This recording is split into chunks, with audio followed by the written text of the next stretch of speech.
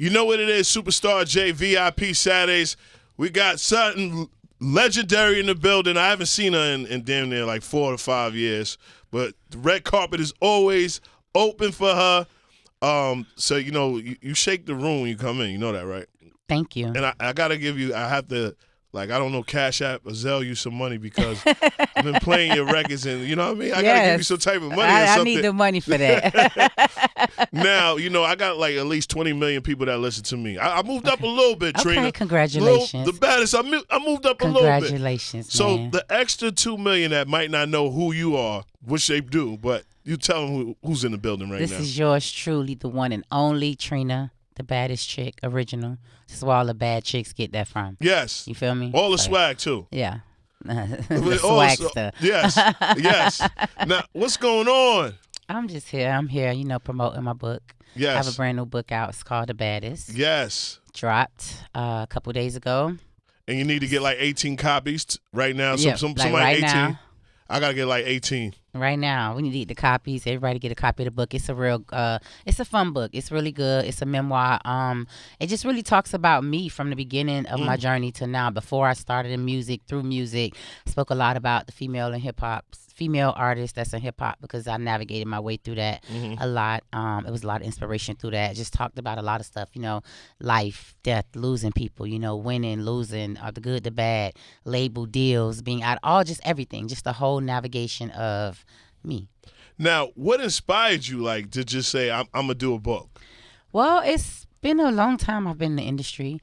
And, you always hear stories, and everybody always think they know everything. And sometimes when I be hearing some of the stuff, I be like, that did not happen like that. So you want to tell your own story. This is my story, my life, my journey. I think I've worked hard enough, 24 years in this business, to be able to tell it my way. And so people can know this is how this really went. Oh, I may have heard this, but, that ain't how it happened. I got her book, and she said exactly what was going on. So, yeah, it was just kind of like that. Is it no holds barred? Or are we getting stories that, you... Was it at one point that you was like, I don't really want to tell that story? No, not really. I think I did, pretty good with, just starting from the beginning of my life, my journey, me before. Starting from a teenager, moving out of my mom's house. It started from there, being a realtor before I was in music. And it just went, story after story after story. I didn't know that you was a realtor before music. I am a realtor now still, yeah, but I was a realtor first. That's what I did first. Wow. Yeah, I thought I was going to be selling multi-million-dollar homes all over the world. And then opportunity came for me to do a song. So let's rewind it. What inspired you to even get into the booth? I know you tell the story all the time, but what inspired you, and when did you really feel like, oh, I'm popping now? This is Trina is the baddest. Well, the inspiration for the booth came from when Trick asked me to do something for his song. That was the Now record. But originally, I didn't know that was going to be a song. I didn't know. I thought I was probably, doing the intro, saying my name, just popping it. And when I got there, it was nobody there but the engineer, the producer, and it was me and maybe 3-4 of my girlfriends. And we came, and so he was like, come, and we went in this little small booth. It was in a house. We went in this little booth, and he just started playing Nan, the track. And all I heard was, you don't know Nan. It was just Trick. Yeah. He just kept saying, you don't know Nan. And I was like, okay, what am I going to do on it? And then he told me to do what Trick was doing, but for the women. And I did that part. So after that, it was like, okay. And then after that, this is when it got to the real part. And then he put up Trick's verse.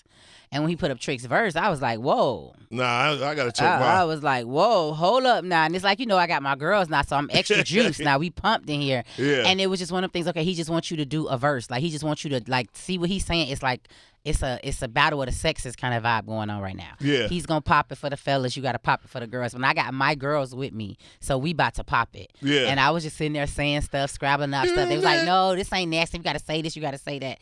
And that's just kind of how it happened. Hours later, Trick them came. They loved the record. The label owner, Ted Lucas, he loved the record, tried to get me to sign a deal. I was like, oh, no.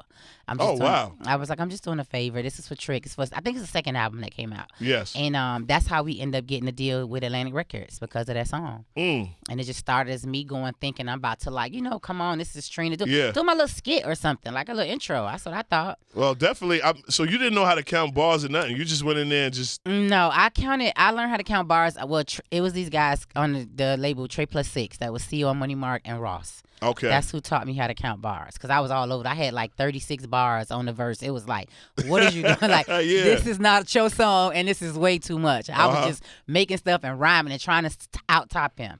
And so that was the hilarious thing. Funny. He was like, it's too many bars. You got to take some off. Yeah. And so now that's why I only like to do 12 bars. Oh, wow. Yeah, that's my whole thing, because the whole 16 back then, I didn't never ever stop at 16. I was just continuing to run my mouth and talk. Yeah. But then once I learned and got it down, I was like, yeah, now I'm just going to do 12 bars. I never knew that. I never knew that you only did. And it's just like so many legendary verses from you. Thank you. You know, I mean, really like legendary verses where people are still reciting it 20 years from now. You know what I mean? Do you ever get chills when you're in the club and your records are still like going? Yes. Like you like. And it's people that's singing it like it just came out like this weekend or something. No. I played your record this weekend. I played Shut Up, and I see younger girls knowing. But I want to ask you from your point of view, and then we're gonna get back to the book, The Baddess. Well, how do you feel that these youngsters are now knowing all these songs now? I know, but I just be looking at it like I kind of think of it as like when I first started, the girls that were younger than me, those are the girls that always say, we wasn't supposed to be saying this record. We always got in trouble. They said it. Yeah. Now they're older now. So I'm thinking now I'm older, but they're now older than they were. And then when I look at them, these are the girls that were saying the songs when they was way too young, probably in their 13, 14s, them kind of. But now they like 27, 28, about to be 30 now. And they just like totally, you know. So I always look at it like that, because it was always younger girls, you know, that it was like always Trina, you know. And then as I grew older, these same girls grew older. Yes. And now they're not the younger girls no more. They're now women, you know. So when I see it, if I go in the club and I see it and I hear the song, any song that plays, and you could hear these songs, look back at it. It could be Nan, it could be The Baddess, whatever song. The girls, Trina, like, talk your shit. No, turn it up. We can at least do a 30-minute set with you in the club right now. You know, and they gonna turn up. Yes. This is 24 years later. And you had Killer Mike gonna look back at it. Yeah, Killer Mike is actually the one who gave me that record. What? Yes, Killer Mike. he called up to my manager. He was like, "Hey, I got a record for Trina," and we was like, "Okay." This was like the close of my album. It almost didn't make the album. Yeah. And I was like, they was like, "Well, we don't really have no records that's kind of like in similarity to like a Nan kind of vibe on the album." And I was like, "I don't want to do no record like that. I want to keep the records that I got." And I had started doing the Monica records and all these records. And so I made a deal with the label that once they heard the Killer Mike, once Killer Mike sent that record, they was obsessed. They loved the record. Yeah. They was like, "Okay, you do this Killer Mike record, and we gonna let you keep these two Monica records on your album, the two melodic ladies solo records." Oh wow! And yep, I did the Killer Mike record, and right now to this day, when you put that song on the club, crazy. The girls are going crazy. No. Like, oh man, you know, I was gonna wear like a Trina shirt. You know what I mean? I don't know if you like look at certain things like memorabilia. Like you have a lot of dope pictures. Like, and I don't know if you know, like if you go on the internet, you could just type in Trina shirts. It's like Trina, like all type of Trina. Have you ever thought about like doing a line of memorabilia of shirts of you? I did. I think that would be dope. Yeah. Okay. Whole bunch of Trina memorabilia shirts. Okay. I mean, just like moments, because you know, down to fashion. Yeah. You know, like you're a person. And have you ever had like comparisons, because New York accepted you right there? Yeah. Has everybody ever felt like you had the female New York like type of look? And I'm not trying to say anything about Miami, because I know you straight Miami, Florida.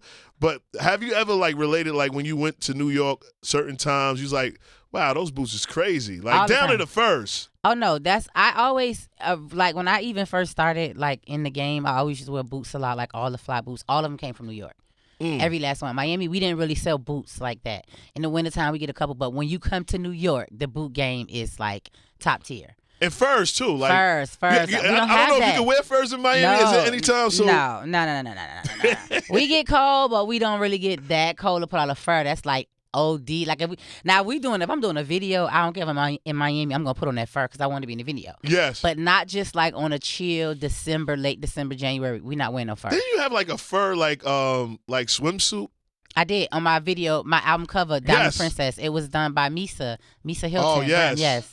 Wow. to me. So yeah, she did that cover. See, that's some New York vibe. Like it came from Yeah. up here, but furs and boots. Yeah. I don't know if you definitely, knew Nisha. She did I knew Nisha. Yeah, she passed away. I have like 30 Nisha furs. What? Love Nisha, love her furs, all of them. The fur I had on in the That's Cool video shoot, it was a blue fur, and it was like open. That was a Nisha fur. That's my cousin's godmother. He had like she always did the royal blue Nisha. No, like, she was tell the people best. about Nisha furs. No, like Nisha furs is the fur game for ladies. It was just a certain fly swag. I'm talking about the zipper with the diamonds on it, the cuffs. Like it was just next level. Yes. When you had on a fur and it was a Nisha fur, then you was furring. Wow. See, Trina's a legend. She just said Nisha furs right there. Yes. She probably like, how Superstar J know about it? No, that's big though. Bless up to Nisha. Yes, man. Yes. Rest in peace. Yes, and love. The book. Now, I want to ask, like, which chapters that you love? Like, right now, we on a Saturday night. What chapter would you go to if a female right now want to read the book, or she copped the book right now? Oh, there's so many. It's what, like 20-some chapters. All of them actually. It depends on what she wants to, like, what part do she want to know about me? The beginning is more about my childhood growing up. Then it gets into, me doing real estate. Then that went straight into the whole me doing the record. It talked a whole lot about the whole slip and slide, how I started, going on tour, Trick, meeting Ludacris, doing the next single. So I had like 2 singles at the same time. Then it went into like, it went to everything. Like first meeting Missy. I talked a lot about Missy Elliott, which is a great friend of mine. She also did the forward to the book. And then it goes into just everything. It just goes into life. It went into like, just me losing my mom, just stuff like that. It's just one of Miss laughs. It's a little teary. It's vulnerable. Has it been a time when you were reading the book and you teared up? Oh, yeah. Yeah, even just now, because, we were writing the book like a year and a half. So now just to actually have it done and to see it in the physical and just even talking about it and going back and reminiscing those moments or those stories. And it takes me like right back to the moment, right back to the place, And, yeah, I definitely tear up. It's a lot of tears. Wow. I want to ask you, you've always embraced the female artists. Younger, you know what I mean? I remember, because I went to school in Buffalo, and it was a girl named Amani Caesar. Okay. And she was always like... Amani Caesar. She's an artist now? Yeah, I love her. Yes, that's what I'm saying. Yeah. You gave her props. Like, she signed to Griselda. And she always wanted her break. And I was like, yo, you know what I mean? And you actually, like, show love to her. It's like tons of artists that you've done. Like, was it anybody that you've ever missed out on? Like, I probably could have signed, but, I'm very proud of them. Well, most of the girls that's out now, like it wasn't even a think about like signing them because I had kind of did my Rockstar Music Group label kind of late knowing them. But when I think about it and knowing the girls that are out doing their thing and that's coming up and that works really hard, like if that was a moment, then that would have happened. But I haven't ran into somebody that I'm like, oh, okay, well, you don't have a deal. Like we could work something out or come partner. I haven't even, ran into them to know artists like that. But I always run into artists that's like on the come up or. But you always know talent. Like even down to Ross, you used to say about Ross, like you knew he was going to be special. Because the consistent, just watching, just the grind, just like not letting that stop you from what you want to do. Like Ross was like, this is a person that was in the studio when I started and like will come in the studio and show me what to do and nah, don't say that, say this. Like, and so we built that from the ground. So when I really got Nan was big, blowing up big once we got our deal with Atlantic and we was going on tour and Ross had just got signed. I was like taking his mixtapes with us, like pushing, just because I just felt like he was gonna be big. Because he just had determination. He just had this vision, and I just knew it was gonna be this one record. And I was signed to Atlantic, and the first record that Ross did that was huge was Hustlin', and that came from one of our people at Atlantic Record, Pat Calman. So I just knew like once he get that moment, because he had a lot of street stuff. It was all mixtapes. It was all just the streets, the hood talking about it. But once that record came, I knew that it was gonna be a game changer. Question. If a label said right now, Trina, we want you to run it, and they had the bag, would you do it? Absolutely. Because I feel right now, artists... I see so much talent, so much unsigned talent, so much talent that even that's getting signed that don't know what to do. I mean, Yes. me more. Of course I'm a girl. It's always the girls because girls. It's more. It's more of a creative brand. It's more than just being talented. Like everything has to like go together. Like just your music, your look, your creative, what you're doing, how you're doing it, like your whole setup, your whole strategy. All of it must make sense. Guys can put on their t-shirt and their jeans and the jacket. They're going to come in and they're going to do their roll out. But with girls, it's a different type of creative that goes with it. A lot of girls don't have the backing or the money to put in themselves to do it. It's an investment. Like you got to invest into yourself. You have to invest into these videos and all this extra little stuff you see behind the scenes. And a lot of girls don't have that. You know what I mean? And like, so if it was me, of course, I would know exactly. I would love for Trina to run a label because I also know that you would give them advice like just how to move around men. Of course. Period. You know what I mean? Like how to move, how to be strategic, how to strategize, how to put yourself first, how to focus, and how to really pay attention to your vision and what it is that you want. Men are not going nowhere. It's 9 billion people in the world. They're not going nowhere. Like that's not a focus when you're trying to build a career, when you want to be still in your career years later, not a quick fix like 5-10 years or something to do. I'm talking about not just putting out records, but building an actual career that can sustain and make you successful, and you can take care of your family, and you could transition into whatever you want to do. But that takes a lot of like mind power and a lot of control and a lot of like falling back and just getting into you.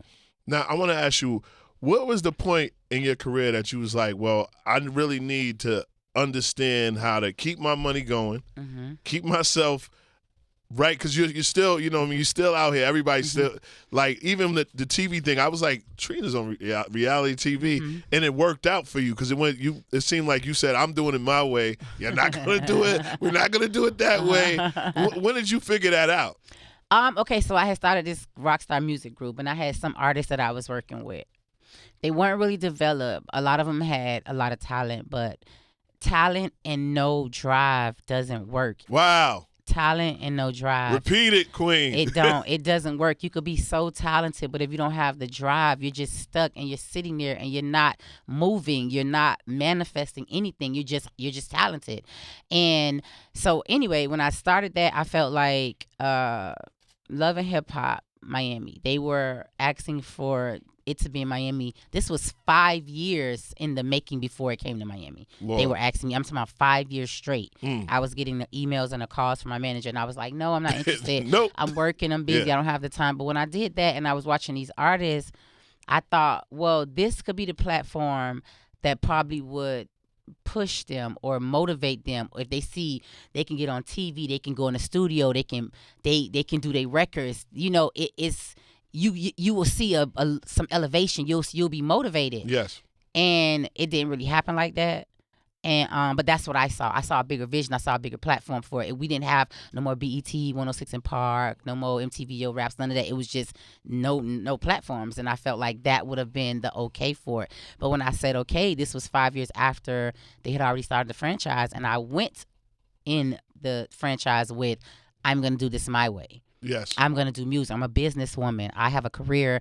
I have a brand. You can even see it on the damn show. I have a brand. You like, I'm not doing all that. I came here with this name. You guys you don't know me from the show. Yes. I came and brought the show. I am the show. Yes. So when I get up here, we're going to talk about my music, my business, what I got going on. We're going to follow, because reality TV is actually living your reality. Yes. It's just somebody following you doing it. And if it's something I don't want to do, I'm not doing it. And that's just that. We're not throwing drinks, pulling hair. That's not my brand. This is not gonna happen. That's not doing it. That's not beneficial to me. So that's just kind of how I went at it.